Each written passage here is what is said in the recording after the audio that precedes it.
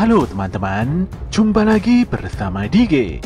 Kali ini Dige akan menceritakan alur anime Dandadan episode 7.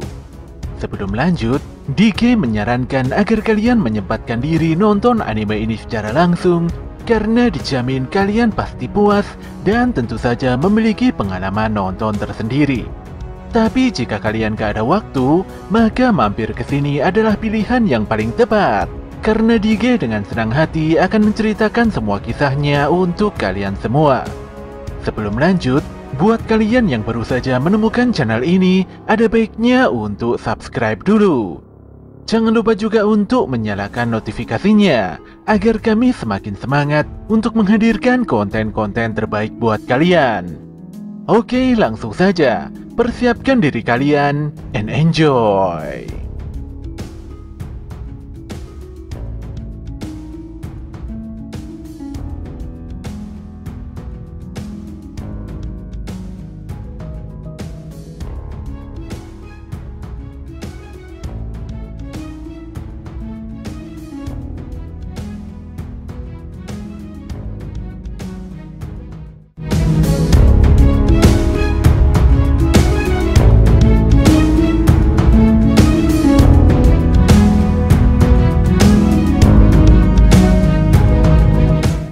Tangan akrobatik mencoba meraih Aira, dan disitulah dia marah bercampur sedih karena Momo dan Okarun telah mengambil Aira darinya.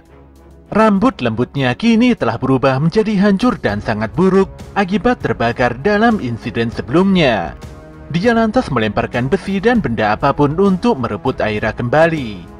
Momo pun melarikan diri. Demikian juga dengan Okarun yang langsung melesat sembari menggendong Aira yang masih tidak sadarkan diri. Dikarenakan kondisi bangunan yang sangat sempit dan banyak material, membuat Okarun tidak bisa berlari dengan leluasa. Parahnya, Momo langsung terhempas hebat setelah menerima serangan akrobatik. Di sini Okarun tidak bisa membantu Momo karena dia harus menyelamatkan Aira.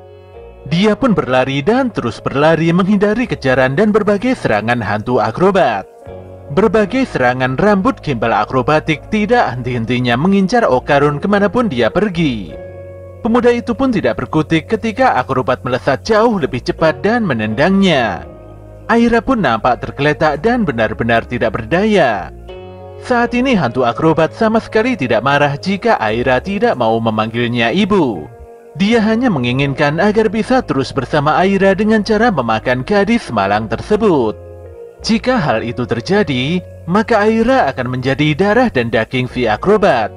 Tanpa diduga, gerakan si akrobatik tiba-tiba terhenti dan dia tidak bisa merengkuh Aira. Dan ternyata rambut gimbal hantu akrobatik telah tertahan oleh konstruksi bangunan gedung dengan begitu parah. Untuk melepaskan dirinya, si akrobat segera menendang konstruksi besi yang mengekang rambutnya. Tapi Momo yang kembali sadar tidak akan membiarkan hal itu terjadi. Gadis itu pun segera menahan kedua kaki si akrobat dengan kekuatan psikisnya. Dengan tegas Momo meminta Okarun untuk segera menggunakan mode seriusnya dan bersiap untuk menendang si akrobat sekuat mungkin. Tapi Okarun jadi bingung karena dia tidak pernah menendang dengan benar. Semua hal yang dilakukannya hanyalah insting untuk bertahan hidup saja. Tentu saja Momo tidak peduli dan memaksa Okarun melesatkan sebuah tendangan kuat. Keduanya pun benar-benar tidak memiliki banyak waktu. Apalagi hantu akrobat mulai menghancurkan rambutnya sendiri demi bisa bebas. Situasi pun semakin tidak terkendali. Ditambah lagi kekangan Momo terlepas dan akrobatik menyerang dengan sangat beringas. Tapi sebelum hal buruk itu terjadi, Okarun segera pasang badan dan menyundul tubuh hantu akrobatik dengan begitu brutal. Alhasil, si akrobat pun terlempar parah hingga menabrak keras tembok bangunan sebelah. Walau Momo begitu senang dengan kekuatan Okarun, tapi Okarun sendiri terlihat KO dan tubuhnya serasa mau meledak. Di waktu yang sama, Nenek Turbo keluar dari tas Okarun. Dia agak kecewa karena Okarun tidak bisa memaksimalkan kekuatan spiritualnya. Turbo pun tidak memperdulikan hantu akrobat, karena serangan Okarun barusan pasti membuat energi roh si akrobat jadi melemah. Dia pun beranjak dan mengambil satu telur Okarun yang masih disimpan oleh si Aira. Setelah telur tersebut ditemukan, Momo dan Okarun pun terlihat benar-benar lega.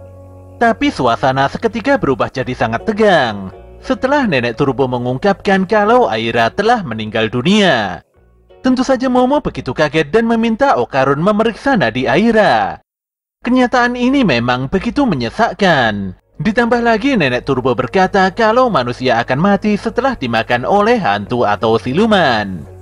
Turbo melanjutkan bahwa Momo bisa selamat karena memiliki kekuatan Esper, sementara Okarun memiliki kekuatan roh. Setidaknya itu adalah alasan yang mudah mengapa keduanya masih bertahan hidup. Momo pun meminta Okarun untuk melakukan nafas buatan, sementara dia sendiri akan memompa jantung Aira dengan kekuatan Espernya.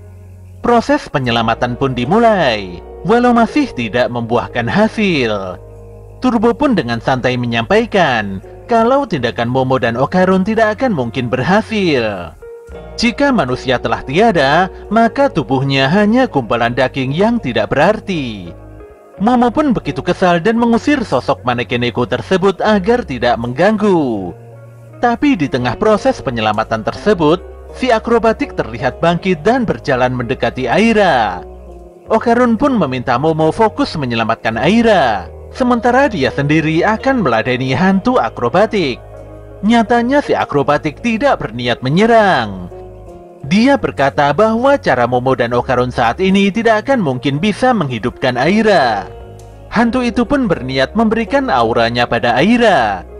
Bagi makhluk hidup, aura sama halnya dengan baterai yang bisa menghidupkan sebuah mesin.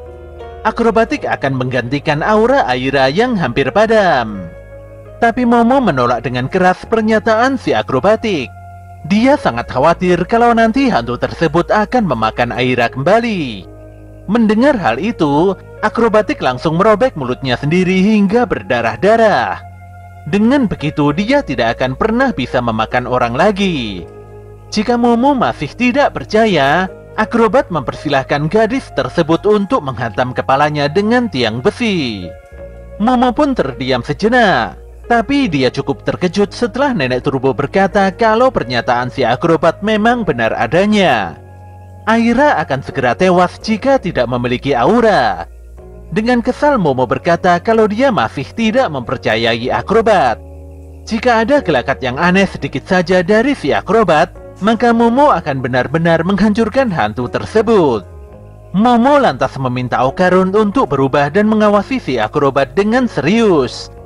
Detik itu juga gadis itu mulai menyambungkan aura milik Aira dengan si akrobatik. Ketika kekuatan Esper Momo menyentuh aura akrobatik, detik itu juga Shin berpindah pada kenangan masa lalu hantu tersebut saat dia masih menjadi manusia. Kala itu seorang wanita nampak terbangun di tengah malam. Dia pun berjalan pulang di tengah guyuran hujan yang begitu deras.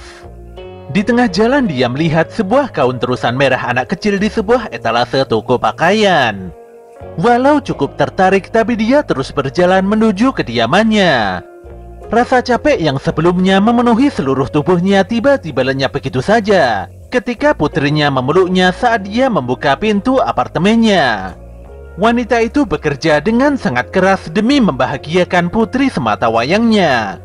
Di tengah kesibukannya, wanita itu selalu mengajarkan balet pada putrinya.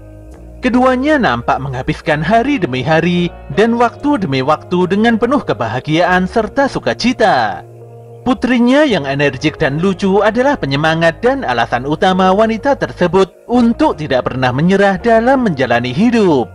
Pada suatu hari, sang ibu itu menyisihkan gajinya untuk membeli gaun terusan merah yang pernah dilihatnya di toko tempo hari. Tentu saja gaun itu dibeli hanya untuk putrinya yang begitu lucu.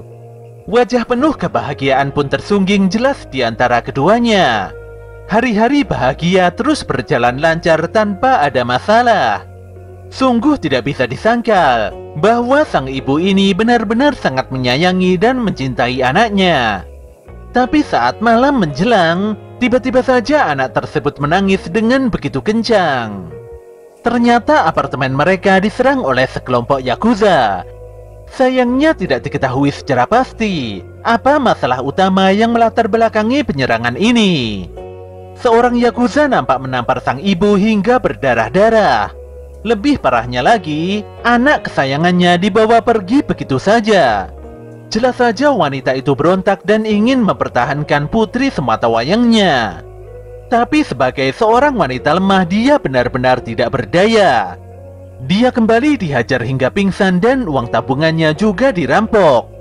Beberapa saat kemudian dia sadar dan segera bangkit untuk mengejar putrinya. Tidak peduli dengan kondisinya sendiri, wanita itu terus berlari turun ke lantai dasar walau saat itu hujan turun dengan deras. Tapi apalah dayanya, walau menemukan mobil para Yakuza, tapi wanita itu tidak sanggup menghentikannya. Dia pun terkapar dan meninggal dunia karena terlalu banyak mengeluarkan darah. Di dalam ingatannya, dia selalu mengingat putri kecilnya yang begitu baik. Tapi sayangnya, kini dia mulai tidak bisa mengingat sosok putrinya lagi. Dia pun merasa kehilangan sesuatu yang sangat berharga. Namun anehnya, ada seorang bocah yang memanggil dan mendekatinya. Ternyata bocah itu salah paham karena dia mengira kalau si wanita malang tersebut adalah ibunya. Ya, bocah itu adalah Aira Shiratori. Aira pun dinasehati bapaknya agar tidak keluyuran sendirian. Ketika Aira bertanya di mana ibunya saat ini, sang bapak pun menjawab kalau sang ibu telah pergi ke tempat yang sangat jauh dan tentunya tidak akan pernah pulang untuk selama-lamanya. Ternyata ibu Aira telah meninggal dunia. Di sini wanita yang telah menjadi hantu itu pun kembali mengingat kenangan tentang putrinya. Dia pun terobsesi dan menganggap kalau Aira adalah putri yang sangat disayanginya. Tiba-tiba saja rambutnya tumbuh menjuntai ke tanah, dan dia berjanji untuk melindungi Aira dengan segenap kekuatannya. Hantu itu juga tidak akan membiarkan siapapun menyakiti Aira. Sesaat kemudian Momo tersadar dan tiba-tiba meneteskan air matanya. Bersamaan dengan itu Aira telah sadar dan hidup kembali. Momo pun meminta Okarun untuk tidak menyerang akrobatik Silky. Di sini akrobat meminta maaf pada Aira, di mana seharusnya dia memiliki tanggung jawab untuk melindungi gadis tersebut bukan malah menyakitinya. Tubuhnya pun perlahan hancur karena auranya telah dipindahkan pada Aira. Kenyataan ini begitu ironis karena hantu tersebut masih menyisakan penyesalan yang begitu dalam. Parahnya, hal ini membuatnya tidak bisa pergi ke alam baka. Nenek Turbo pun menjelaskan kalau akrobatik Silky akan berpindah pada ruang ketiadaan dan akan hilang hingga tidak bersisa. Dia akan menghilang dari dunia manapun dan akan dilupakan oleh semua orang, baik yang masih hidup ataupun yang sudah mati. Di dalam ingatan terakhirnya, akrobatik ingin kembali membelikan baju untuk anaknya yang lebih imut. Dia ingin kembali menghabiskan waktunya dengan benar dan lebih banyak untuk putrinya. Hantu itu sangat sedih karena telah membuat putrinya hidup menderita. Penyesalannya pun benar-benar sangat mendalam. Namun sesaat kemudian Aira nampak berlari dan memeluk akrobatik dengan penuh kelembutan. Layaknya pelukan hangat dari sang anak untuk sang ibu yang sangat dicintai. Aira pun nampak menangis dan memanggil akrobat dengan sebutan ibu. Aira juga berkata bahwa dia sangat mencintai sosok yang dipeluknya itu. Gadis itu pun merasa menjadi sosok yang paling bahagia di dunia ini. Tentu saja hantu akrobatik juga ikut menangis dan setelahnya dia menghilang bak butiran debu yang berterbangan di terpa angin. Aira pun berjanji untuk tidak pernah melupakan sosok yang begitu penting tersebut di dalam kehidupannya. Di hari berikutnya, semuanya terlihat makan siang bersama di rumah Seiko. Di tengah kegiatan makan bersama itu, Momo meminta maaf pada Aira karena sebelumnya telah menimpuk kepala gadis berambut pink itu dengan sebuah baskom. Di sini Momo menegaskan bahwa dia sama sekali tidak berniat untuk berbaikan dengan Aira, tapi dia juga tidak mau bermusuhan dengan gadis itu. Aira pun menjawab bahwa dia tidak akan memusuhi Momo hanya karena masalah baskom. Dia hanya harus bertindak untuk menghentikan Momo karena meyakini bahwa Momo adalah iblis yang jahat. Ditambah lagi dia juga mengetahui kalau Okarun bisa berubah menjadi sosok seperti iblis. Jelas saja Momo kesal dan bingung dengan pernyataan Aira yang begitu konyol. Apalagi sebelumnya Aira benar-benar sudah membuatnya kerepotan. Pertengkaran pun tidak bisa dihindari. Mereka lantas beradu mulut dan saling mengejek satu sama lain. Sebelum pulang ke rumahnya, Aira memberikan sebuah pertanyaan penting pada Okarun. Meskipun Okarun adalah iblis, tapi dia telah menolong dan menyelamatkan Aira berulang kali.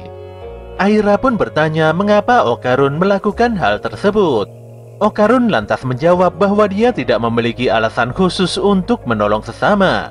Intinya kalau ada orang yang kesusahan, sudah sepatutnya orang tersebut harus ditolong. Jawaban itu membuat Aira begitu tersentak. Dia pun menilai kalau Okarun masih memiliki hati manusia yang baik. Oleh karena itulah Aira berjanji untuk membebaskan Okarun dari cengkraman iblis Momo Ayase. Setelahnya gadis itu langsung pergi begitu saja. Jelas saja Momo dan Okarun sangat bingung. Apalagi jelas-jelas telah terjadi kesalahpahaman yang sangat luar biasa. Setelah kepulangan Aira, Nenek Turbo nampak bersiap untuk mengembalikan telur burung Okarun di tempat yang seharusnya. Semuanya pun bersiap di posisi masing-masing. Walau Okarun menilai kalau proses pengembalian telurnya sangat tidak wajar, tapi si Turbo dan yang lainnya benar-benar tidak peduli. Anehnya, pengembalian telur berselaput emas itu pun dihiasi dengan kegiatan layaknya olahraga baseball yang cukup populer. Nenek Turbo melemparkan telur emas dengan kencang, sementara Seiko sudah bersiap dengan tongkat baseballnya. Tapi sayangnya Seiko tidak berhasil memukul telur tersebut. Dan tentu saja telur emas itu melesat tepat di selangkangan Okarun. Jelas saja Okarun berteriak histeris dan terjungkal berulang kali setelah menerima serangan kuat yang tidak wajar itu. Namun demikian dia sangat lega karena satu telur burungnya telah kembali. Tapi masalah masih belum selesai, karena sejatinya satu telur burung Okarun masih belum ditemukan. Lebih parahnya lagi, tidak ada satu petunjuk pun yang mengarah pada benda sepenting itu. Untuk mendapatkan informasi tambahan, Momo pun meminta Okarun untuk mengecek forum-forum okultisme di internet. Sayangnya Okarun tidak bisa karena dia tidak memiliki laptop. Okarun lantas berkata bahwa dia meminta maaf tidak bisa menemani Momo makan siang di atap sekolah karena harus menulis beberapa laporan. Dia juga menolak ajakan Momo pergi ke warnet untuk sekedar mencari informasi.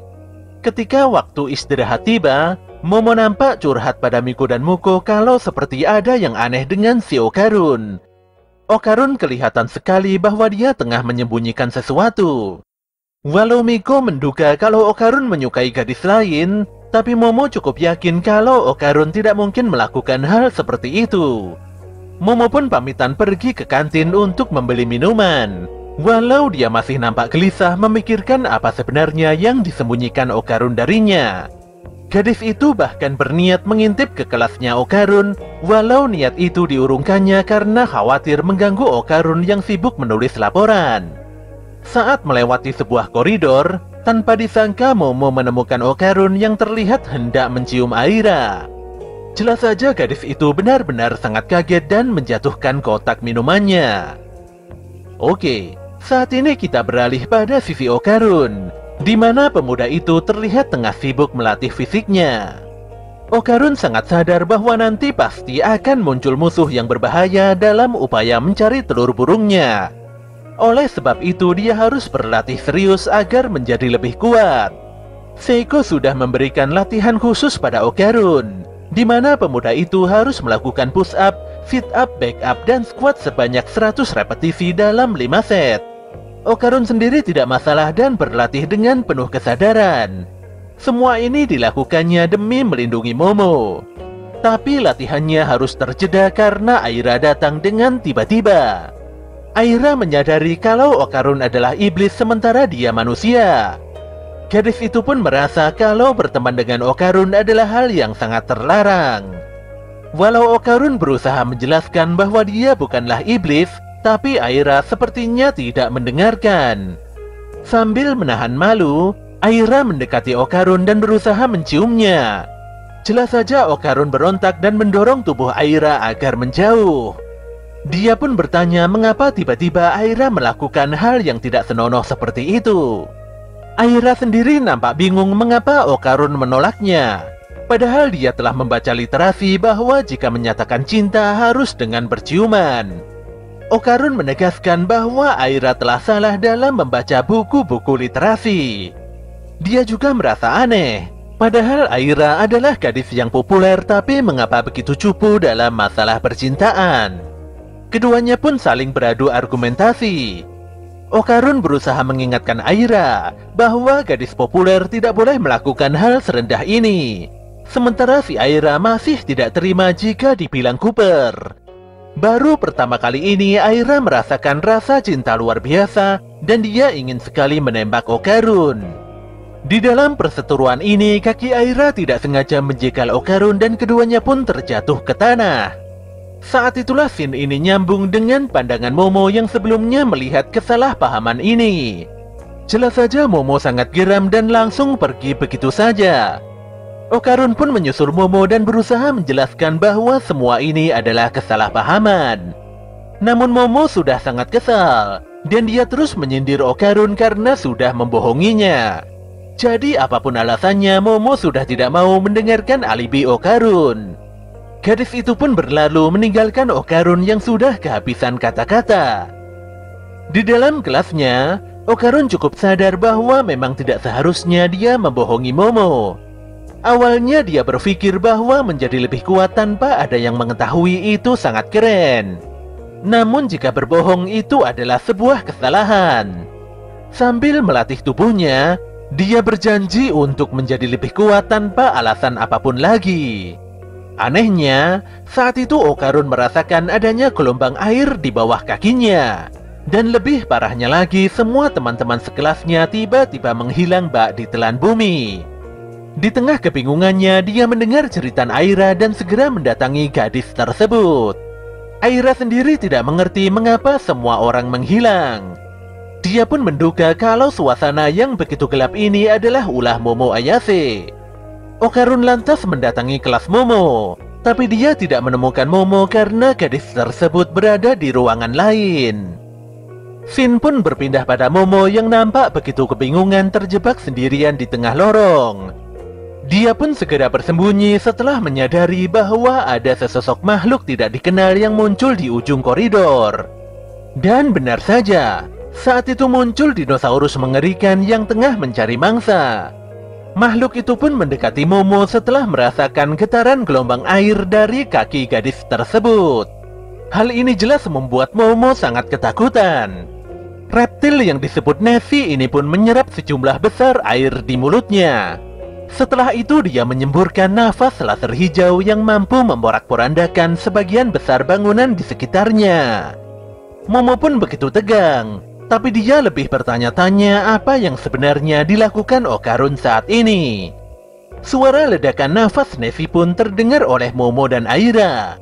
Walau masih kebingungan, Okarun nampak bercerita pada Aira bahwa dia pernah mengalami situasi seperti ini sebelumnya, tepatnya di rumah Seiko. Situasi pun kembali normal seperti sedia kala setelah Okarun dan Momo berhasil mengalahkan alien. Aira pun jadi bingung setelah mendengarkan cerita tentang alien. Di sini Okarun menjelaskan bahwa alien itu nyata adanya dan mereka jauh lebih jahat daripada hantu. Setelah bercerita singkat, Okarun dan Aira dibuat kaget setelah melihat sosok kepiting petinju yang tiba-tiba muncul di hadapan mereka. Kepiting itu pun melesat cepat dan meninju Aira. Untungnya Okarun segera berubah dan menyelamatkan gadis tersebut. Dengan malas Okarun meminta Aira pergi karena tidak mungkin baginya bertarung sambil melindungi orang lain. Tapi setelahnya Okarun langsung tersungkur ke lantai dan tidak bisa menggerakkan tubuhnya sama sekali. Ternyata hal ini adalah ulah dari 3 alien Serpo. Okarun pun tidak berdaya dan langsung kembali ke wujud aslinya. Di sini Aira berusaha membantu Okarun untuk menghentikan para alien. Tapi Okarun justru memintanya kabur karena yang diincar alien Serpo sebenarnya adalah wanita. Seekor alien pun menghempaskan Aira dengan kekuatan psikisnya hingga membuat gadis tersebut pingsan di tempat. Sebenarnya para alien begitu heran mengapa Aira bisa berada di ruangan hampa ini. Padahal seharusnya hanya orang dengan kemampuan spiritual tinggi yang bisa mengaksesnya. Si alien kembali berkata bahwa mereka mendatangi tempat ini untuk mengambil kembali burungnya Okarun. Mereka menyadari kalau burungnya Okarun sangat hebat dan bisa melampaui kemampuan teknologi alien serbo. Oleh karena itulah mereka ingin menguasai kemampuan tersebut dengan membedah tubuh Okarun. Walau Okarun telah menjelaskan bahwa kemampuannya itu adalah kutukan dan bukan kekuatan aslinya, tapi para alien benar-benar tidak peduli. Pemuda itu pun sangat kesal karena tidak bisa berubah dan melakukan perlawanan. Kondisi saat ini sama persis seperti saat kutukannya ditahan oleh kekuatan Esper Momo Ayase. Ketika para alien mengangkat Okarun dan hendak mengulitinya, saat itu juga seuntai rambut melilit leher dan menghempaskan para alien serbo. Ternyata rambut tersebut milik Aira, di mana dia telah dirasuki oleh kekuatan kutukan hantu akrobatik rambut mulus. Dalam sekali serangan, Aira berhasil mengalahkan dua alien serbo dengan begitu mudah. Tapi di sini dia agak bingung mengapa dia mendapatkan kutukan kekuatan akrobatik. Alien yang tersisa pun baru menyadari kalau Aira memiliki kekuatan supranatural. Jadi itu adalah alasan yang cukup masuk akal mengapa Aira bisa memasuki zona hampa ini. Ketika Aira bertarung dengan kepiting petinju atau si Pinewini, Okarun berusaha menghindar sembari mencari pakaian untuk menutupi tubuhnya. Aira mampu mengimbangi kecepatan Pini, dan dia segera melesat untuk menghabisi alien serbo terakhir. Namun Aira terpental hebat setelah menerima gelombang kejutan dari alien tersebut. Si alien juga tidak peduli jika serangannya itu mengenai si Pinewini. Baginya, keberadaan Pinewini sangat biasa dan mudah digantikan oleh siapa saja. Aira dan Pini masih terus bertarung. Demikian juga dengan Okarun yang masih berupaya untuk mencari baju di dalam kelas. Sayangnya pemuda itu harus terpental parah setelah Pinewini melesatkan pukulan kerasnya. Walau berhasil melesatkan satu tendangan pada Pini, namun Aira tidak berkutik setelah menerima serangan gelombang gravitasi alien serbo. Para alien yang sebelumnya dikalahkan kini bangkit kembali. Mereka pun mengakui kalau si Aira lumayan kuat. Mereka juga mengubah rencana untuk mengambil paksa kekuatan Aira demi terjadinya sebuah evolusi. Aira pun tidak berkutik setelah menerima pukulan super kuat dari Pinewini. Saat para alien hendak mengeksekusi Aira, detik itu juga Okarun meledakkan kekuatannya. Dia pun mendekati Aira dan berubah dengan kekuatan kutukannya. Sayangnya dia tidak berkutik setelah kembali menerima gelombang gravitasi alien serbo yang sangat menyusahkan. Parahnya, kekuatan kutukan Okarun dan Aira lenyap seketika di tengah serangan gelombang gravitasi. Kekuatan psikis tersebut benar-benar sulit untuk dilawan. Di dalam zona gravitasi itu, jangankan berubah, berdiri saja sudah pasti tidak bisa. Pun demikian, teknik tersebut memiliki kekurangan, di mana para alien serbo tidak bisa memasuki area itu untuk menyerang. Oleh sebab itu, Pinewinilah yang akan turun tangan untuk melakukan serangan. Detik itu juga Pini memukuli kepala Okarun tanpa belas kasihan. Tapi Okarun tidak mau menyerah. Dia lantas menghentikan pukulan itu dan menyundul Pinewini hingga menabrak tembok. Jelas saja para alien kebingungan mengapa Okarun bisa lepas dari zona gravitasi. Disinilah salah satu alien baru sadar bahwa ada sebuah power yang menahan kekuatan gravitasi. Ternyata yang menahan kekuatan para alien tersebut adalah Momo. Momo nampak begitu kesal karena sedari tadi nyatanya si Okarun telah bersama Aira. Tapi dia lebih kesal karena tidak bisa melupakan wajah para alien serbo yang sebelumnya pernah menyakitinya. Para alien pun agak bingung mengapa Nefi tidak menahan Momo di tempat lain. Ketika Okarun dan Aira hendak menyerang, anehnya tiba-tiba saja Momo langsung terjungkal. Bukan karena serangan, ternyata Momo terjungkal karena Aira berkata mengenai hal yang berkaitan dengan nama Takakuraken.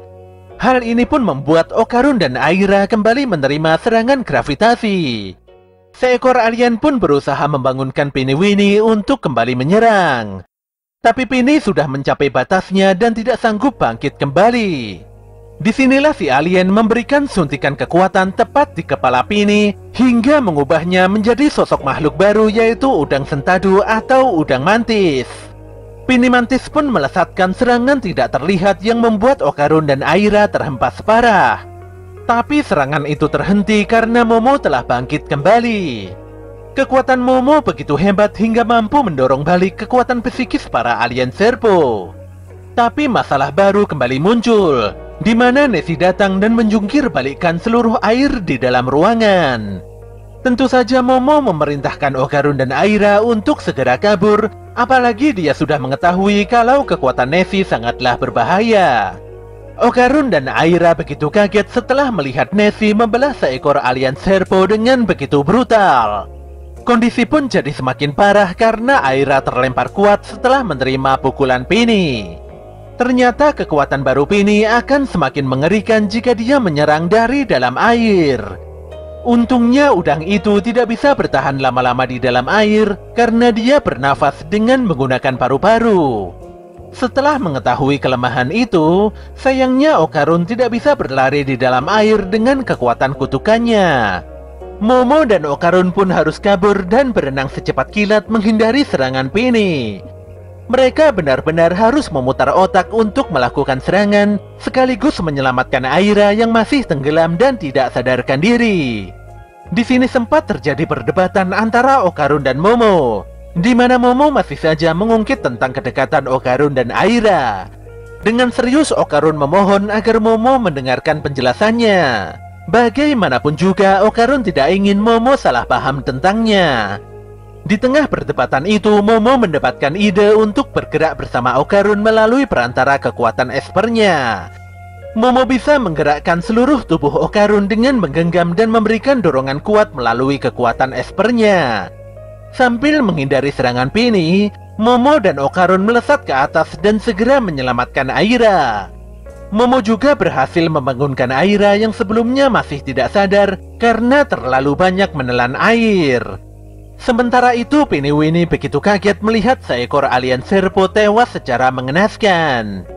Alien Serpo terakhir pun berusaha melarikan diri dari amukan Nessie. Melihat kondisi yang sangat tidak menguntungkan ini, si alien pun memutuskan untuk bergabung dengan Nessie dan si Piniwini. Sementara itu, Momo meminta Aira untuk membuka bajunya dikarenakan sulitnya bergerak di dalam air. Mereka pun berupaya mengerahkan seluruh kemampuannya untuk mengalahkan para musuh.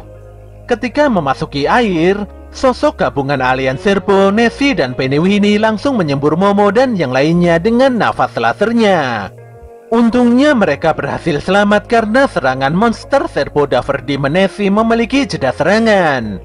Monster besar itu pun kembali menyerap air melalui lehernya. Dan disinilah Momo dan yang lainnya sadar bahwa mereka harus menghancurkan leher monster tersebut. Aira melepaskan diri dan membelit leher Daver Demon dengan rambut panjangnya. Saat Aira mencoba menyerang, dia pun dihentikan oleh tangan udang mantis yang sangat kuat. Gadis itu pun terhempas parah dan hampir KO oleh semburan Daver Demon. Untungnya Momo dan Okarun segera melesat dan menyelamatkannya. Kondisi ini sangat tidak menguntungkan, di mana segala serangan nampak tidak berguna di hadapan Daver Demon.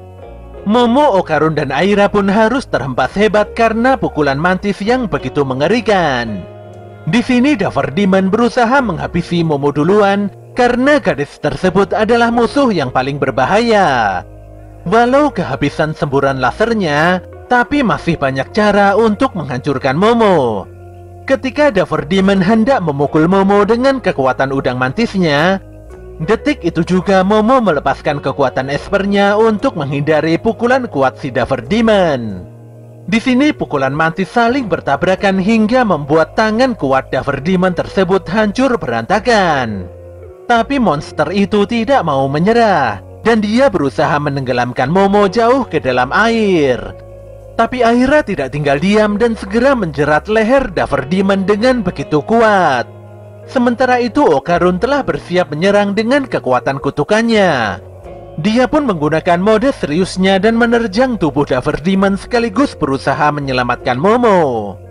Akibat serangan fatal ini, tubuh Dapper Demon langsung hancur dan tercerai-berai tidak bersisa. Pada akhirnya Momo, Okarun, dan Aira berhasil mengalahkan musuh yang sangat merepotkan tersebut. Bersamaan dengan itu, mereka bertiga pun berhasil kembali ke dunia nyata. Tapi justru disinilah masalah baru kembali menimpa mereka, di mana semua siswa sekolah melihat dengan sangat jelas bahwa Momo dan Okarun telah melakukan hal yang begitu buruk. Jelas saja keduanya sangat kaget dan malu setengah mati. Demikian juga dengan Aira yang tertangkap basah tanpa mengenakan seragam sekolahnya.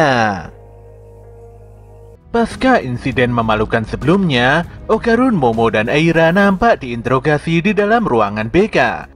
Mereka pun ditanyai dengan serius oleh perawat sekolah yang bernama Jo Sensei. Jo begitu khawatir dan mengira bahwa Okarun, Momo, serta Aira mengalami pembulian di sekolah ini. Jo menegaskan bahwa dia berada di pihak para siswa yang dirundung. Jadi dia meminta pada semuanya agar tidak ada yang ditutup-tutupi di sini. Bagaimanapun juga dia tidak akan pernah mengampuni tindakan pembulian di sekolah. Tapi Okarun dan kawan-kawan tidak merasa terbuli, dan mereka berterima kasih atas segala perhatian Jo. Dikarenakan ada telepon di ruangan guru, Jo pun berpamitan dan meninggalkan Okarun, Momo, dan Aira untuk menjawab panggilan tersebut. Setelah Jo berlalu, Momo dan Aira benar-benar sangat depresi mengingat insiden super memalukan yang terjadi sebelumnya. Selain itu, Momo sangat kesal dengan para alien yang bertindak sangat barbar dan keras kepala. Dengan tenang, Okarun mengungkapkan bahwa sebenarnya dialah yang saat itu diincar oleh para alien. Alien Serpo tersebut jelas sangat menginginkan kekuatan spiritual nenek Turbo. Okarun juga mengkhawatirkan Aira, karena gadis tersebut saat ini bisa menggunakan kekuatan spiritual Akromulus. Pemuda itu pun berpikir bahwa semua manusia yang memiliki kekuatan spiritual akan menjadi target para alien. Tapi di sini Momo merasa aneh. Menurutnya, jika alien menginginkan kekuatan spiritual, harusnya mereka bisa lebih mudah jika langsung menyerang siluman atau hantu. Disinilah Okarun tersentak dan mulai berpikir bahwa walau para alien memiliki sains dan teknologi yang begitu maju, tapi ada perdebatan mengapa mereka tidak bisa menyerang bumi. Dengan serius dia menjelaskan bahwa kemungkinan besar dunia ini dilindungi oleh para siluman dan hantu itu sendiri. Tidak hanya di Jepang, legenda tentang makhluk halus telah tersebar di seluruh dunia. Itu berarti bahwa siluman memang melindungi bumi dari invasi alien. Sadar tidak bisa menyerang bumi begitu saja, para alien nyatanya menyerang dan meneliti manusia-manusia istimewa dengan kekuatan spiritual. Tentu saja semua itu bertujuan untuk mengembangkan teknologi dan menang melawan para siluman. Sambil menggebu-gebu, Okarun malah menduga kalau satu telur burungnya yang hilang telah diambil oleh alien. Tapi Momo dan Aira nampak tidak peduli. Sepertinya mereka berdua benar-benar masih trauma dengan kejadian memalukan sebelumnya. Aira pun berencana menyalahkan Momo karena faktanya memang demikian. Tapi di sini Momo sudah malas dan capek. Jadi dia akan membiarkan Aira melakukan sesukanya. Aira pun didatangi dua temannya, dan kedua temannya itu langsung menjauhkan Aira dari Momo Ayase. Momo pun sudah tidak peduli dan tidak mau memberikan klarifikasi. Dia juga pasrah saja jika dianggap sebagai penjahat. Namun yang lebih penting dari itu semua, Momo meminta Okarun untuk menjelaskan secara detail tentang apa yang sebenarnya telah terjadi antara Okarun dan Aira. Okarun pun menjelaskan apa yang terjadi antara dia dan Aira. Okarun juga menyampaikan bahwa sebenarnya dia tengah melatih fisiknya sesuai arahan Seiko. Pemuda itu ingin sekali menjadi lebih kuat tanpa diketahui oleh siapapun. Lebih dari itu, dia hanya ingin Momo menganggapnya keren. Pengakuan Okarun benar-benar membuat Momo sangat terkejut. Tapi dia malah usil dan menggoda Okarun. Jelas saja Okarun berusaha menguatkan diri dan tidak terpancing. Tanpa disangka Miko dan Muko muncul hingga membuat Momo dan Okarun begitu kaget. Miko dan Muko sungguh tidak mengerti mengapa Momo menghilang begitu saja di tengah pelajaran. Mereka pun begitu kaget dengan rumor buruk yang beredar mengenai Momo dan Okarun. Di sini keduanya memberikan analisis permasalahan, walau hipotesa mereka benar-benar sangat ngawur. Di sisi lain, Aira nampak disidang oleh teman-teman sekelasnya. Semuanya pun nampak serius menanggapi permasalahan Aira. Pun demikian, semuanya akan melakukan apa saja demi membantu Aira. Tentu saja Aira sangat senang. Tapi saat ini dia tidak ingin terlalu membahas masalah ini. Dia malah akan senang jika semua teman-temannya itu membiarkannya sendiri dulu. Walau Aira ingin membuat kejadian ini hilang seperti debu yang tertiup angin, namun dia malah jadi tidak tenang ketika semua teman sekelasnya menyalahkan Momo. Ketika kondisi sudah semakin panas, Aira pun mengungkapkan bahwa dialah yang menyebarkan gosip miring tentang Momo Ayase. Pernyataan itu pun membuat seisi ruangan kelas tiba-tiba hening. Aira lantas mengakui semua kesalahannya, dan dia meminta pada semua teman-temannya untuk tidak merendahkan Momo lagi. Gadis cantik itu pun berlalu, dan meninggalkan semua temannya yang masih nampak tidak percaya. Aira pun duduk termenung sendirian di taman sekolah. Dia begitu lesu karena menyadari kalau ketenarannya sudah hancur. Di tengah keterpurukannya, Aira jadi kaget karena Momo mendatanginya. Momo pun ngobrol santai, sementara Aira begitu tantrum dan meminta Momo untuk menjauhinya saja. Tanpa disangka, keduanya malah didatangi oleh si Piniwini. Dalam keadaan yang sangat lemah, Pini berkata bahwa dia harus mengumpulkan uang demi keluarganya. Aira pun segera berubah wujud sementara Momo telah bersiap untuk bertarung. Tapi anehnya si Pini langsung ambruk begitu saja. Alien itu pun menangis dan mengingat tentang anak semata wayangnya yang bernama Chikuitita. Ketika sadar, dia menemukan dirinya telah berada di rumahnya Seiko. Seluruh badannya diperban dan nyatanya dia mendapatkan pertolongan medis. Alien itu agak bingung melihat Momo dan yang lainnya nampak bersiaga. Dia juga mendapatkan makanan yang sebelumnya sudah disiapkan oleh Momo. Walau awalnya semua orang begitu waspada, tapi Piniwini malah tertunduk dan menangis.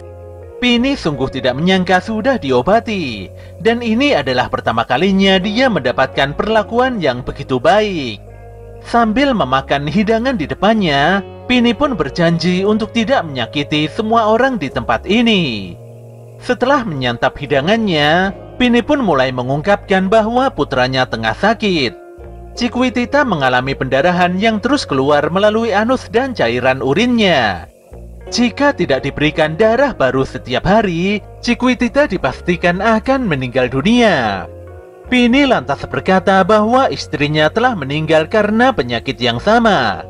Untuk mengobati penyakit ini, Pini membutuhkan uang yang sangat banyak. Dia pun bercerita bahwa planetnya mengalami zona konflik berkepanjangan dan semuanya tidak memiliki sumber penghasilan. Oleh karena itulah ras Pini harus mencari uang asing dari dunia lain. Semuanya bisa mendapatkan pekerjaan sebagai bodyguard karena memiliki fisik yang sangat kuat. Tapi faktanya Pini lebih lemah dari alien kebanyakan, dan hal ini membuatnya tidak memiliki pekerjaan yang cocok. Dia pun mendapatkan pekerjaan ilegal dan lebih berbahaya daripada biasanya. Akibat kelemahannya ini, Pini pun harus kehilangan istrinya. Anaknya pun harus menjalani masa-masa yang begitu sulit. Alien itu pun menangis setelah menyadari kalau dia sangatlah lemah. Merasa prihatin dengan permasalahan yang dialami Pini, Okarun pun bertanya apa yang bisa dilakukannya untuk membantu meringankan permasalahan alien tersebut. Dia juga akan berusaha untuk menemukan telur burungnya yang endingnya bisa membantu menyelesaikan masalah Pini. Walau mendapatkan banyak sanggahan dari Momo, namun Okarun tidak peduli dan akan berusaha membantu Pini semaksimal mungkin. Di sini Aira menegaskan kalau dia juga akan membantu Okarun. Mendengar hal ini membuat Pini kembali meneteskan air matanya. Bagaimanapun juga, alien itu merasa bahwa perlakuan baik yang diterimanya ini sudah lebih dari cukup. Dia pun kembali berjanji untuk tidak lagi menyakiti para manusia. Pini lantas bangkit dan hendak kembali ke tempat asalnya. Namun sebelum itu Seiko langsung menghentikannya. Wanita itu pun mengetahui bahwa cairan putih si Piniwini merupakan darah. Dia lantas berkata bahwa darah yang keluar dari perban di tubuhnya Pini memiliki aroma yang begitu khas di hidungnya. Sesaat kemudian Seiko nampak menyiapkan segelas susu dan meminta Pini untuk segera meminumnya. Disinilah terjadi keajaiban, di mana susu sapi memiliki komposisi yang sama persis dengan darah si Piniwini. Seiko menjelaskan bahwa bau yang muncul di balik perban Pini layaknya kain bekas lap susu sapi. Dia pun tidak heran kalau darah Piniwini tidak lain adalah susu sapi itu sendiri. Seiko lantas melanjutkan kalau dia akan mengontak temannya untuk memberikan seekor sapi perah untuk Pini. Jelas saja Pini langsung menangis sekencang mungkin karena kebaikan Seiko tersebut. Malam itu juga seekor sapi nampak diangkut ke dalam pesawat UFO milik Piniwini. Alien itu sangat berterima kasih atas segala bantuan yang diberikan Seiko dan yang lainnya. Sampai kapanpun juga, Pini tidak akan pernah melupakan kebaikan semuanya. Jika suatu hari nanti terjadi sesuatu hal, Piniwini pasti akan berpihak pada Momo dan yang lainnya. Sesaat kemudian pesawat Pini pun terlihat melesat ke angkasa dan hilang begitu saja bersama pekatnya langit malam. Masih di malam hari itu juga, Momo terlihat bersitegang dengan neneknya sendiri. Seiko lantas meminta Momo untuk membukakan pintu depan karena ada tamu yang bertandang ke rumah ini. Disinilah Momo sangat kaget ternyata yang bertamu ke rumah neneknya itu adalah Jin Enjoji alias Jiji. Seiko pun telah mengetahui maksud kedatangan Jiji melalui ibu pemuda itu. Seiko juga menjelaskan pada Okarun bahwa Jiji adalah teman semasa kecil Momo dan juga cinta pertama gadis tersebut. Fakta ini pun membuat Okarun sangat kaget dan jantungnya berdegup kencang. Setelah mendapatkan info dari Seiko bahwa Jiji merupakan teman semasa kecil serta cinta pertamanya Momo, Okarun pun agak tidak percaya. Pemuda itu pun melihat kalau Jiji adalah sosok lelaki keren yang jago berolahraga. Selain itu kelihatannya Jiji adalah pemuda yang baik hati dan sopan. Dengan semua kelebihan itu, sudah tidak mengherankan jika Momo menyukai pemuda tersebut. Tapi semua penilaian positif itu langsung ambiar setelah Jiji menunjukkan sikap aslinya. Pemuda itu dengan terang-terangan memuji dan merayu Momo di hadapan semua orang. Jelas saja Momo begitu lesu dan menganggap kalau si Jiji sangat menyebalkan. Tapi anehnya Jiji terlihat cuek saja dan malah semakin bersemangat. Pemuda itu bahkan tidak sungkan memuji kecantikan Seiko, yang tentu saja membuat wanita itu begitu senang. Momo sendiri tidak mengerti mengapa Seiko mengizinkan Jiji memasuki rumah. Dan disinilah Momo sangat kaget kalau ternyata mulai malam ini Jiji akan tinggal bersama di dalam rumah ini. Walau Momo sangat menolak keputusan ini, sayangnya dia tidak bisa berbuat apa-apa karena ini adalah keputusan Seiko. Okarun agaknya juga kaget, namun Aira mengira kalau Momo tengah merencanakan sesuatu hal yang buruk untuk melawannya. Jelas saja Aira langsung melabrak dan menantang Momo untuk pertarungan final. Gadis itu pun langsung berlari pulang setelah menyatakan perlawanannya. Jelas saja Momo sangat bingung dan kesal mengapa banyak sekali masalah aneh yang bermunculan belakangan ini. Sedetik kemudian Okarun berpamitan pulang pada Momo, walau dia terlihat begitu lesu dan sangat tidak bersemangat. Walau Momo memintanya untuk bertemu kembali besok di sekolah, tapi entah mengapa Okarun merasakan kegelisahan dan rasa sakit yang begitu luar biasa di dalam dadanya. Ketika waktu makan malam tiba, Momo nampak masih tidak terima mengapa Jiji harus tinggal di rumah ini. Dia pun meminta penjelasan secara detail mengapa Seiko mengizinkan Jiji tinggal di sini. Seiko pun menjawab bahwa kedua orang tua Jiji masuk rumah sakit, tapi Momo tidak bisa menerima penjelasan sesimpel itu. Menurutnya Jiji harusnya bisa saja tinggal di rumah saudaranya saja.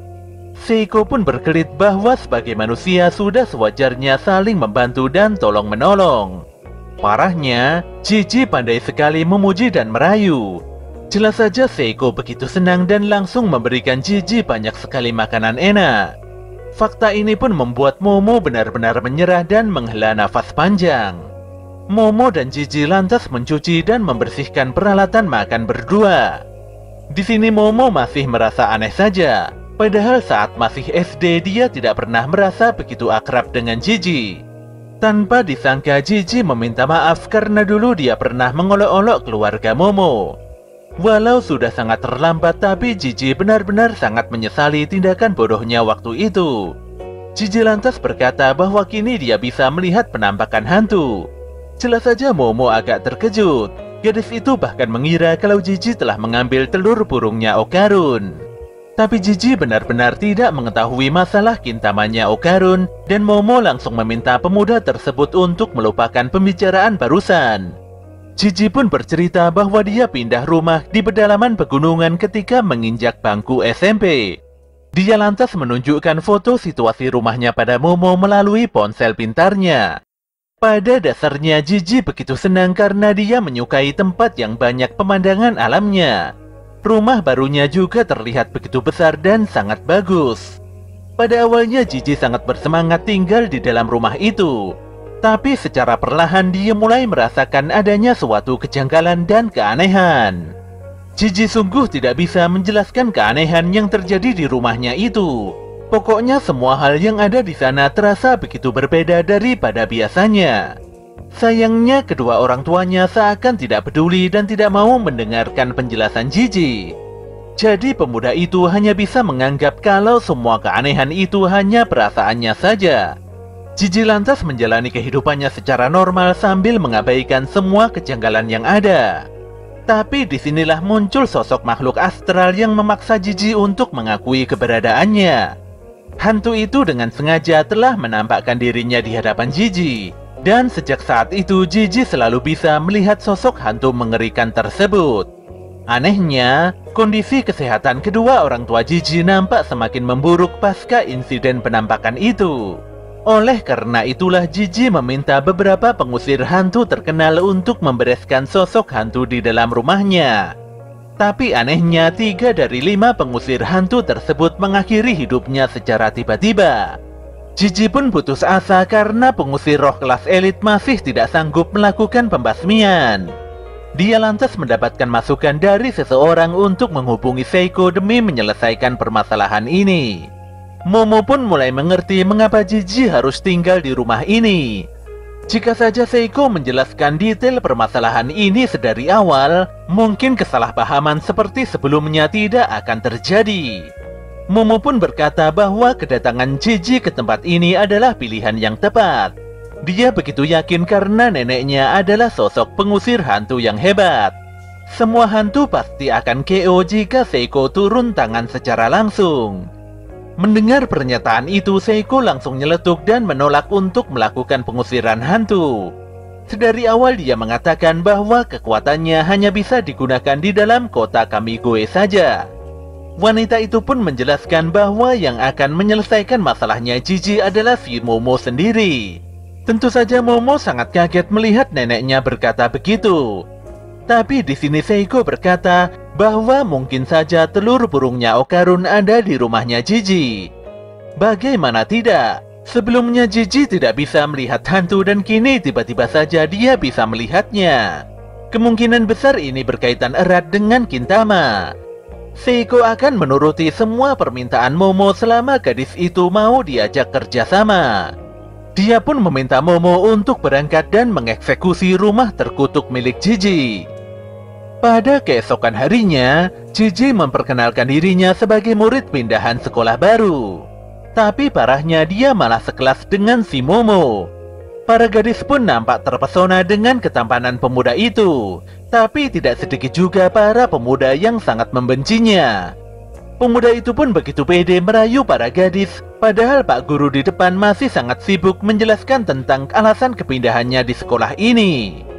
Miko dan Muko bahkan sampai terbuai. Sementara Momo nampak begitu malu melihat kelakuan aneh teman semasa kecilnya itu. Di sisi lain, Okarun nampak begitu lesu memikirkan kejadian kemarin malam. Dia sangat penasaran apakah si Momo masih mencintai Jiji seperti saat masih SD. Bagaimana tidak, Jiji terlihat begitu akrab dan tidak memiliki batasan dengan Momo. Jika Momo sampai berpacaran dengan Jiji, Okarun seperti merasa tersisihkan. Dia juga sempat berpikir apakah Momo masih mau berteman dengannya lagi, dan berhenti membicarakan hal tentang okultisme serta lainnya. Walau benar-benar sangat depresi, tapi Okarun berusaha bangkit dan menyemangati dirinya sendiri. Tiba-tiba dia bergegas pergi ke halaman belakang sekolah untuk berolahraga. Sambil terus melatih tubuhnya, Okarun berusaha menyingkirkan semua hal negatif yang selama ini berada di dalam otaknya. Tapi di tengah latihannya, Okarun begitu kaget melihat Momo mendatanginya. Pemuda itu sungguh tidak mengerti mengapa Momo mau makan siang di tempat seperti ini. Parahnya, si Jiji juga ikutan menyusul untuk makan siang bersama-sama. Tentu saja hal ini membuat Okarun benar-benar sangat canggung. Sebenarnya Momo sudah sangat malas ngobrol sama Jiji. Tapi entah mengapa gadis itu jadi sangat bersemangat setelah Jiji membawakannya minuman yogurt spesial. Hati Okarun pun sangat sakit melihat kembali keakraban Momo dan Jiji. Disinilah Okarun segera berlalu dan berjanji untuk tidak menemui Momo lagi. Menurutnya ini adalah jalan yang terbaik untuk hubungan mereka berdua. Namun saat itu juga Okarun begitu kaget karena melihat sebuah patung anatomikal berlari kencang menuju arahnya.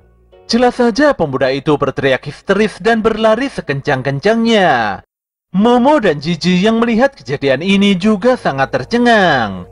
Tapi Momo langsung pasang badan dan memperingatkan patung pelari itu untuk segera berhenti. Khawatir dengan keselamatan Momo, Jiji pun segera mendorong dan menyelamatkannya. Disinilah Momo menyadari kalau selangkangan si patung bersinar dan berwarna emas. Dia pun berkata mungkin itu adalah Gintama atau telur burungnya Okarun. Pun demikian, gadis itu tetap melepaskan kekuatan espernya untuk menghentikan patung pelari yang bernama Taro tersebut. Tapi Taro tidak mau berhenti berlari hingga membuat Momo dan Jiji terhempas mengikutinya. Okarun pun juga meminta Taro untuk berhenti dan melepaskan Momo. Sadar kalau usahanya sia-sia, Okarun lantas melepaskan semua beban di tubuhnya dan berubah wujud dengan kekuatan spiritual nenek turbo. Pemuda itu pun berlari kencang untuk mengejar si Taro. Tapi hal ini justru membuat Taro semakin kesal dan berusaha berlari lebih kencang dari sebelumnya. Di sini Jiji begitu kaget melihat perubahan si Okarun. Tapi dia tidak memiliki waktu untuk memikirkan itu karena adanya adegan kejar-kejaran yang begitu brutal. Taro pun sempat lolos dan menghilang dari pandangan. Namun sedetik kemudian dia terlihat dan terkejar kembali oleh Okarun. Dengan kerjasama yang kompak, Momo berhasil menghentikan pelarian Taro dengan bantuan Okarun dan Jiji. Namun demikian Taro menolak untuk menyerah dan terus bertahan agar tidak tertangkap. Dikarenakan usahanya yang begitu ngotot, tubuh Taro pun terlepas dan berhamburan kemana-mana. Tapi sedetik kemudian anggota tubuh itu kembali menyatu dan langsung meninggalkan Momo serta yang lainnya. Sayangnya, walau sudah dikejar sedemikian rupa, namun si Taro benar-benar menghilang bak di telan bumi. Momo pun berjalan pelan sambil memukul sebuah benda yang ada di tangannya. Anehnya bersamaan dengan itu suara jeritan Taro terdengar begitu jelas. Tanpa banyak berpikir, Okarun dan Jiji pun mengikuti langkah Momo hingga ke sebuah situs pengolahan sampah. Di sana mereka menemukan si Taro yang tersungkur dan tidak berdaya. Momo bisa mengetahui keberadaan Taro karena sebelumnya saat tubuh Taro tercerai-berai, Momo berhasil menangkap jantung milik patung anatomikal itu.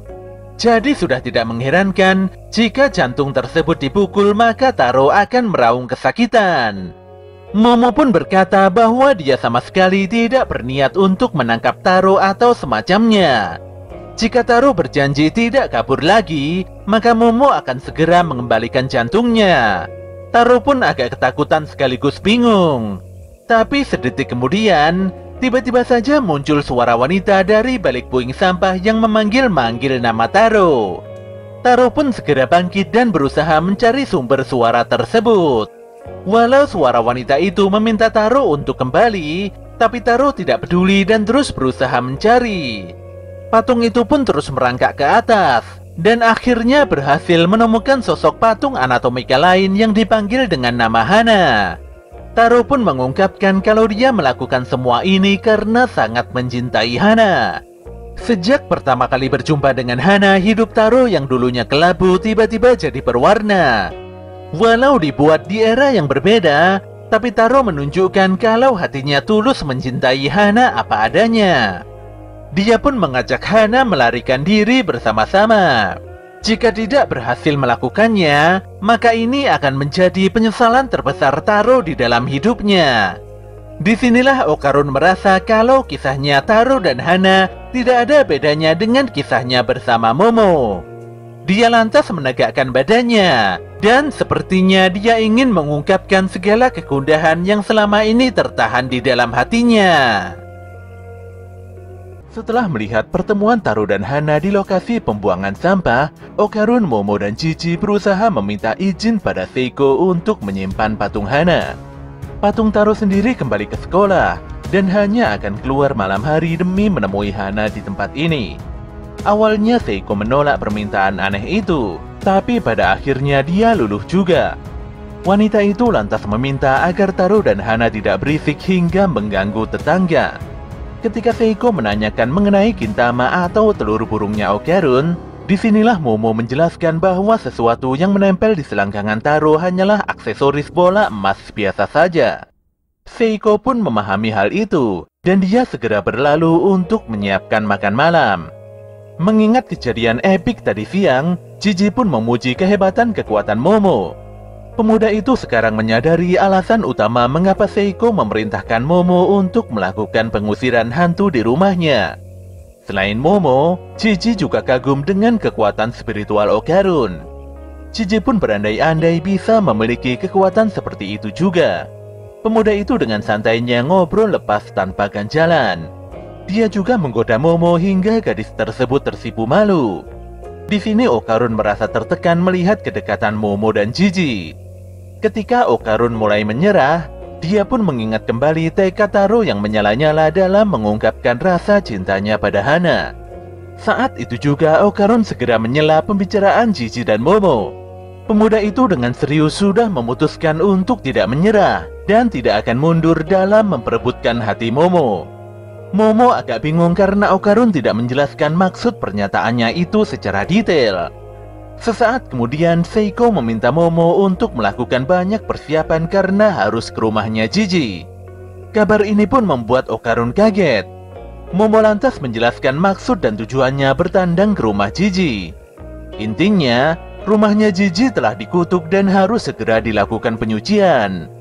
Okarun pun masih tidak mengerti, tapi dia langsung tenang karena Momo mengajaknya ikut serta. Okarun ingin segera menyelesaikan misi ini agar Momo bisa pulang dan tidak terlalu dekat dengan si Jiji. Tapi bukannya marah, Jiji malah terlihat bersemangat dan berterima kasih pada Okarun. Pada malam harinya, tepatnya jam 12:30 pagi, terlihat beberapa siswa masih berada di sekolah untuk bermain kokurisan. Tentu saja mereka benar-benar sangat ketakutan setelah melihat sosok patung anatomikal Taro yang berlari kencang keluar dari sekolah. Taro berlari dengan penuh semangat untuk segera menemui pujaan hatinya. Sayangnya di tengah jalan dia tertabrak truk hingga tubuhnya hancur tidak karuan. Di sisi lain, Momo dan Hana nampak menunggu kedatangan Taro. Tapi Taro masih belum juga datang hingga waktu menunjukkan jam 3:30 pagi. Walau begitu ngantuk, tapi Momo memberikan semangat serta meyakinkan Hana kalau Taro pasti akan datang. Gadis itu pun ketiduran dan membiarkan Hana menunggu sendirian. Ketika sinar mentari mulai menanjak, tanpa diduga Taro memeluk Hana dari belakang. Momo pun jadi terbangun dan memarahi Taro karena tidak segera membangunkannya. Taro lantas memohon maaf serta menjelaskan alasannya mengapa datang sangat terlambat.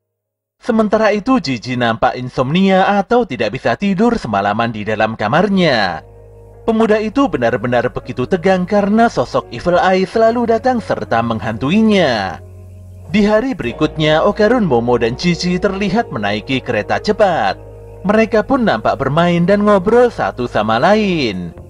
Seperti biasanya, Okarun masih saja kaku. Sementara Momo dan Jiji terlihat begitu bebas lepas bercengkrama.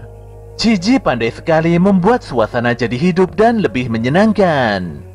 Dia juga bernostalgia dengan Momo mengenai cerita tentang masa kecil mereka dulu.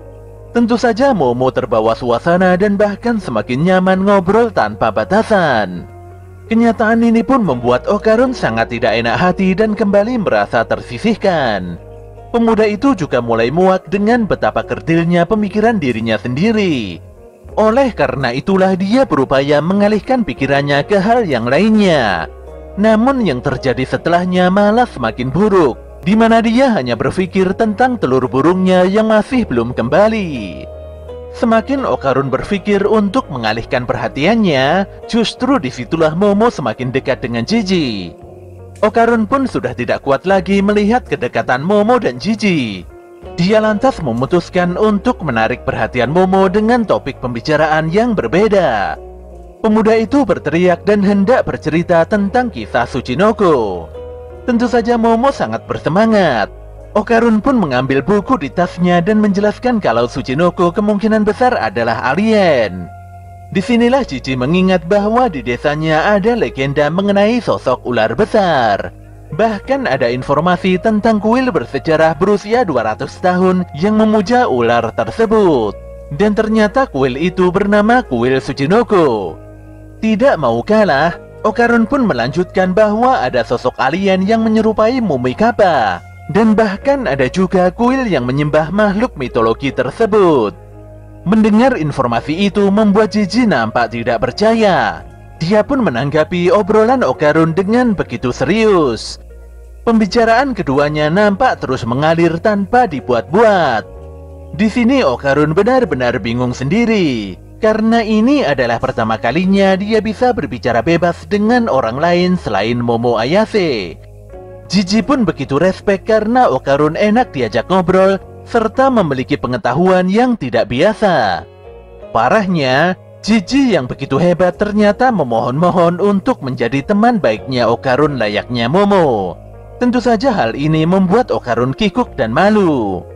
Okarun sungguh tidak menyangka kalau Jiji ternyata bukan orang yang menyebalkan, dan mungkin saja bisa menjadi teman akrabnya.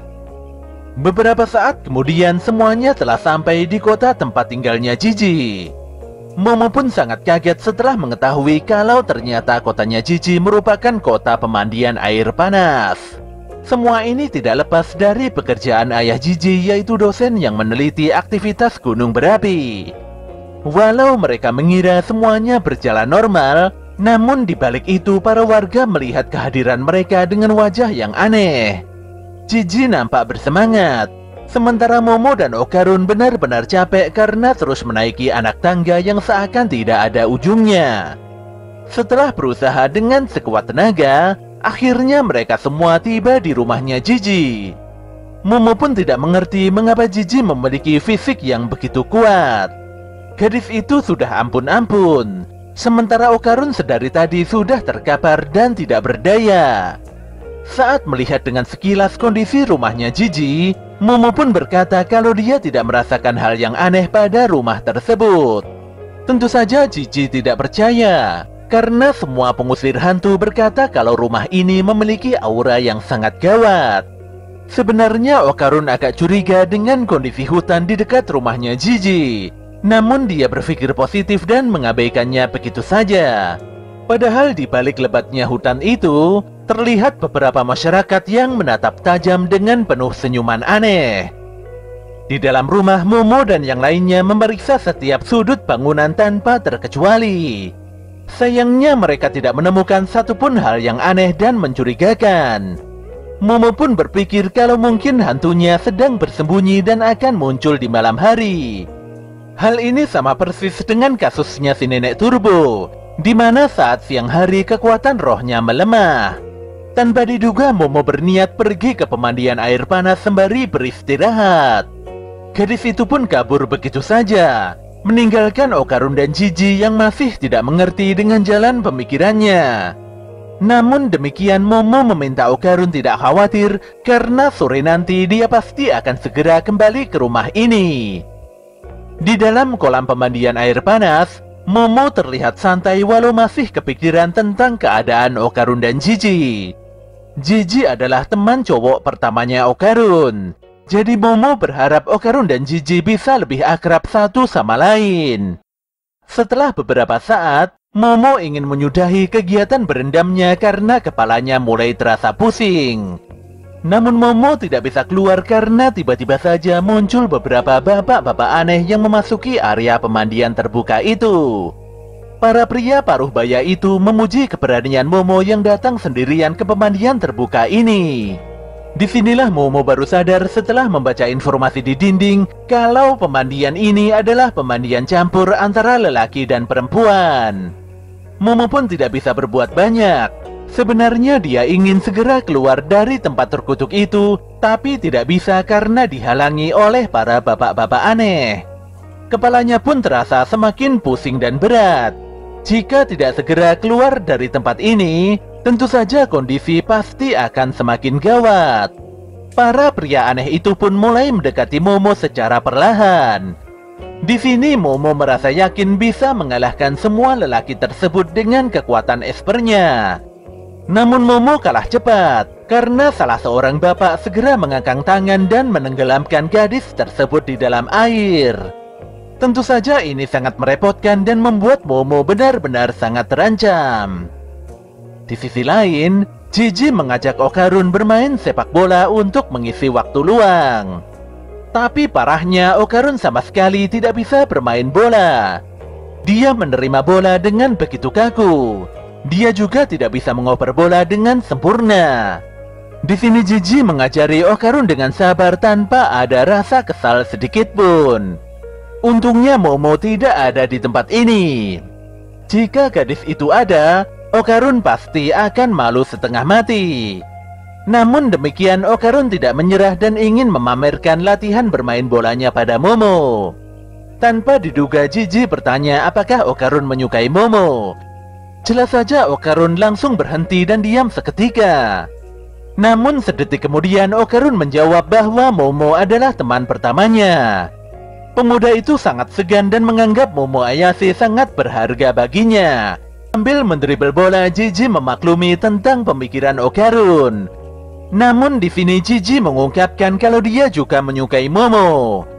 Tentu saja Okarun tidak terima dan menyangkal pernyataan Jiji. Keduanya pun beradu sepak bola dan saling mengejek satu sama lain. Melihat kegigihan Okarun yang sangat luar biasa, membuat Jiji mengakui nyali pemuda berkacamata itu. Sambil tersenyum, Jiji mengulurkan tangannya untuk menjabat tangannya si Okarun, yang tentu saja ini menandakan kalau mereka berdua sudah menjadi teman. Parahnya, ternyata Jiji menarik dan mengunci lehernya Okarun dengan cukup kuat. Tentu saja Okarun berontak dan berusaha melepaskan dirinya dari kuncian tangan Jiji. Sebenarnya Jiji ingin membuat Okarun mengakui kekalahannya. Namun Okarun benar-benar ngotot dan tidak mau menyerah. Setelah beberapa saat, Okarun memohon agar Jiji melepaskan kuncian tangannya.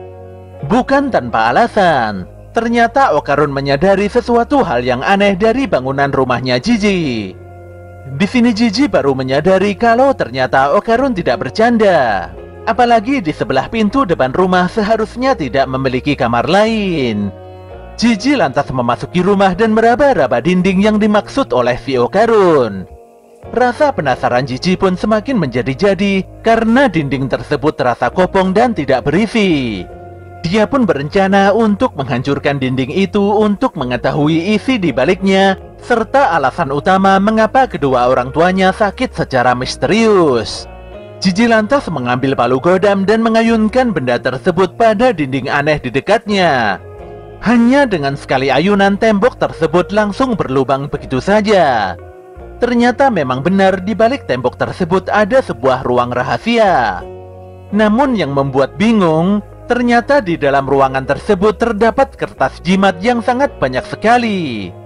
Tentu saja hal ini membuat Okarun dan Jiji sangat tercengang, karena mereka paham betul bahwa ada rahasia misterius yang sengaja disembunyikan di dalam rumah ini.